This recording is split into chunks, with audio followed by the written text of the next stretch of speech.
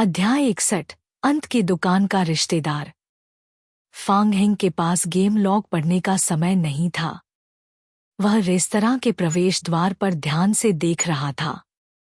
सामान्य ज़ॉम्बी उसके लिए कोई खतरा नहीं थे। ज़ॉम्बी क्लोन के पास कोई ऊर्जा या जीवन शक्ति नहीं थी। वे 24 घंटे हमला कर सकते थे और बिना गोला बारूद के नुकसान पहुंचा सकते थे। ये सामान्य ज़ॉम्बी अनुभव अंक देने वाली असेंबली लाइन से अलग नहीं थे। वे फांग हेंग के लिए चिंता का विषय नहीं थे। यहाँ तक कि अगर बाहर सैकड़ों हजारों ज़ॉम्बी भी थे तो वह डरता नहीं था। यह शर्त थी कि उन्हें लगातार आना था बिना पूरी इमारत को गिराए। इस समय फांग हेंग को सबसे ज्यादा चिंता म्यूटेड ज़ॉम्बीज की थी। उसके वर्तमान ज़ॉम्बी क्लोन म्यूटेड ज़ॉम्बीज के हमलों का बचाव नहीं कर सकते थे। अगर वे म्यूटेड ज़ॉम्बीज का सामना करते तो वे मारे जाएंगे। एक बार जब ज़ॉम्बी क्लोन की संख्या एक निश्चित स्तर तक कम हो गई तो उसकी रक्षात्मक रेखा भी ढह जाएगी। फांग हेंग ने हाथ में शॉटगन पकड़ा और प्रवेश द्वार पर घूर रहा था। गेम में कुछ समय बिताने के बाद फांग हेंग ने इस शरीर की ज्यादातर यादें समाहित कर ली थी। ज़ॉम्बीज की हरकतों और कुछ सूक्ष्म क्रियाओं के माध्यम से वह ज़ॉम्बीज के रूप और प्रकार को भेद सकता था। इसमें उसकी संवेदनशीलता के प्रभाव को भी जोड़ा गया। यहाँ रहा है म्यूटेड ज़ॉम्बी शारीरिक वृद्धि। जैसे ही म्यूटेड ज़ॉम्बी, जो सामान्य ज़ॉम्बीज के साथ मिला हुआ था, प्रवेश द्वार के माध्यम से आया, एक आकृति उसकी ओर झपटी। अंधेरे मुंह के निशाने पर म्यूटेड ज़ॉम्बी का सिर था। बूम! फांग हेंग ने ट्रिगर खींचा। शॉटगन से म्यूटेड ज़ॉम्बी का आधा सिर निकटता से टुकड़ों में उड़ गया। यह एक खूनी मंजर था। म्यूटेड ज़ॉम्बी, जिसके पास शारीरिक वृद्धि का गुण था, पूरी तरह से मरा नहीं था और उसका शरीर पीछे की ओर गिरने लगा। यह तो काफी मांसल है, फांग हेंग ने धीरे से कहा और फिर से ट्रिगर खींचा। बूम! दूसरी गोली ने म्यूटेड ज़ॉम्बी के बाकी आधे सिर को पूरी तरह से नष्ट कर दिया। ज़ॉम्बी की भीड़ में से म्यूटेड ज़ॉम्बी को खत्म करने के बाद फांग हेंग तेजी से पीछे हट गया। शानदार! फांग हेंग अपनी शारीरिक गुणवत्ता द्वारा लाए गए उन्नयन प्रभाव पर आश्चर्यचकित रह गया। पिछले समय में म्यूटेड ज़ॉम्बीज को मारना इतना आसान नहीं था। इस बार मुझे शायद बहुत सारे क्रिस्टल टुकड़े मिलेंगे। जब समय आएगा मैं देखूंगा कि क्यू याओकांग के पास कोई अन्य उन्नयन औषधियां हैं। रात के 9 बजे आसमान पूरी तरह से अंधेरा हो चुका था। हाओ झो और अन्य संघ के अस्थायी गोदाम में शरण लेने लौट आए। वे सभी अलाव के चारों ओर बैठे थे। सभी का मन उदास था और वे चुप थे। जैसे ही वे गोदाम में लौटे उन्होंने तुरंत ओल्ड ब्लैक की तलाश शुरू की। हालांकि ओल्ड ब्लैक बिना कोई निशान छोड़े गायब हो चुका था। वे उसे ऑनलाइन या ऑफलाइन संपर्क नहीं कर सके। फांग हेंग के लिए भी हाओ झो ने उसे संदेश भेजने की कोशिश की, लेकिन उसे कोई प्रतिक्रिया नहीं मिली। उन्हें सबको यह महसूस हो रहा था कि फांग हेंग की स्थिति अच्छी नहीं है। गेम में दोस्तों को सर्वाइवल रेडियो के माध्यम से संदेश भेजने की सीमाएं होती हैं। यदि कोई मित्र दूर था या ऑनलाइन नहीं था, जिसमें मौत भी शामिल है, तो अगर वे उसे संदेश भेजते तो वह उसे प्राप्त नहीं कर पाता। और प्रेषक के रूप में हाओ झो यह भी नहीं जान सकता था कि क्या फांग हेंग ने संदेश प्राप्त किया है या नहीं। दीदी ली ने चुप्पी तोड़ी और पूछा, क्या फांग हेंग से अब भी कोई समाचार नहीं है? हाओ झो ने सिर हिलाया। इतना समय बीत गया और उसने अब तक कोई उत्तर नहीं दिया। मुझे डर है कि वह संकट में है। कुनबा ने अपनी मुट्ठियां भींच ली और उसके दिल में दर्द हुआ। न केवल उसने मिशन पूरा नहीं किया, बल्कि उसने एक साथी को भी खो दिया। इस बारे में सोचने पर उसे असहनीय महसूस हुआ। सभी का मूड थोड़ा नीचे था। जब वे शहर से भागे तो उन्होंने अपनी आंखों से देखा कि कितने ज़ॉम्बी सामुदायिक अस्पताल की ओर इकट्ठा हो रहे थे।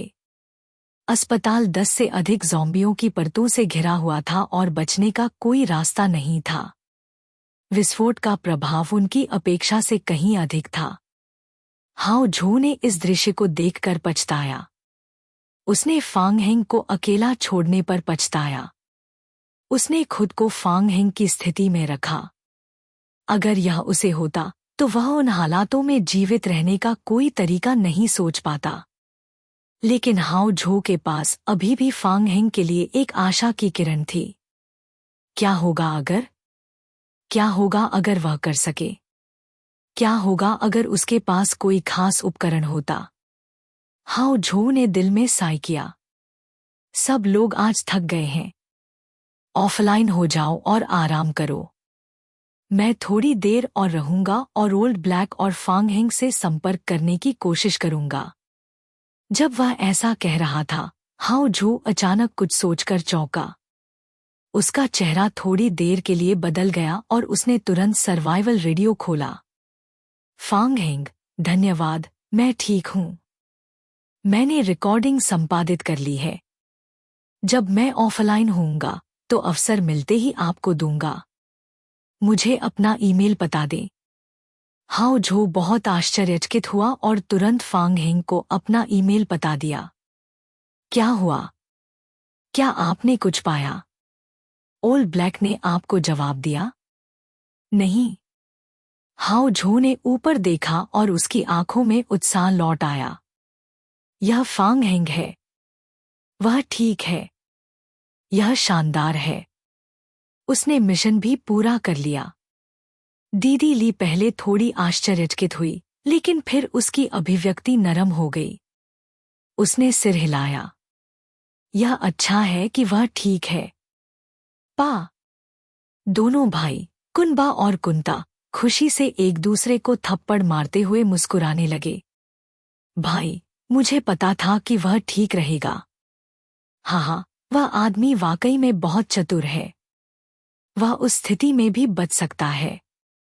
बात मत करो, उसके उपकरण हमेशा अच्छे होते हैं। वे ज़ॉम्बी उसके साथ नहीं निपट सकते। हाँ। कुनबा बहुत खुश था। जैसे ही उसने कहा, उसने मुड़कर पूछा, हाओ झू, वह अब कहाँ है? मुझे नहीं पता। उसने मुझसे अपना ईमेल पता देने के लिए कहा। वह जब फ्री होगा तो मुझे जनरेटर सेट के विस्फोट का वीडियो भेजेगा। कुनबा ने सिर हिलाया लेकिन उसे कुछ ठीक नहीं लगा।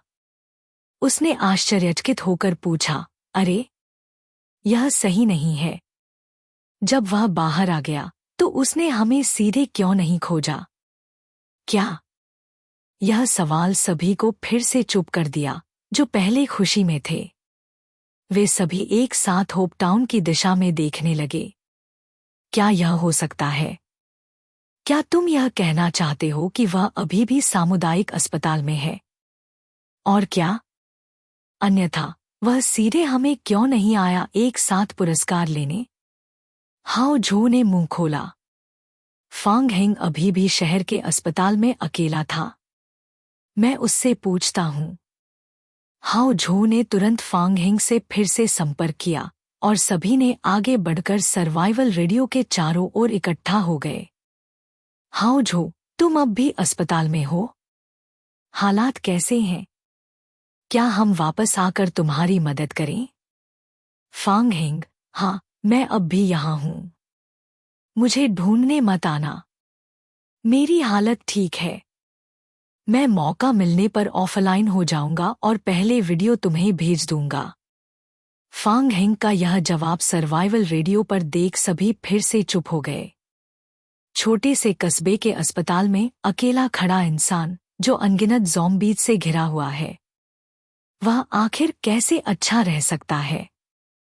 और उसके पास समय भी था कि वह ऑफलाइन होकर हाओ झू को वीडियो फाइल भेज सके। ये किस तरह की स्थिति थी? उसकी ताकत कैसी थी? हाओ झू और बाकी लोग कुछ समझ नहीं पाए। कुंता ने सिर खुजलाते हुए पूछा, भाई, ऐसा कौन सा उपकरण है जो उसे इतने समय से वहां पर टिकाए हुए है?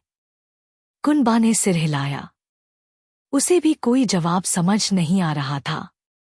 केंद्रित फ्लेमथ्रोवर एक विकल्प हो सकता था, लेकिन किसी खिलाड़ी के बैकपैक में इतना अधिक ईंधन लाना संभव नहीं था।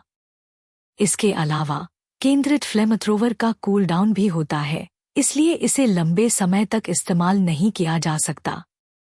हाओ झू ने कड़वाहट से हंसते हुए कहा, ठीक से कहें तो सवाल ये है कि उसके पास इतने सारे उच्च स्तर के हथियार कहाँ से आए। कुछ पल के लिए वे एक दूसरे को देखते रहे। दीदी ली ने मजाक किया, मुझे लगता है उसने अंत के व्यापारी की दुकान ही खाली कर दी है। वह अंत की दुकान को भी खाली कर सकता है। हाओ झू भी हंसी में शामिल हो गया। कहीं उसका रिश्ता उसी व्यापारी से तो नहीं है। कुनबा और कुंता ने एक साथ हाओ झू की ओर देखा। क्या ये सच में ऐसा हो सकता है?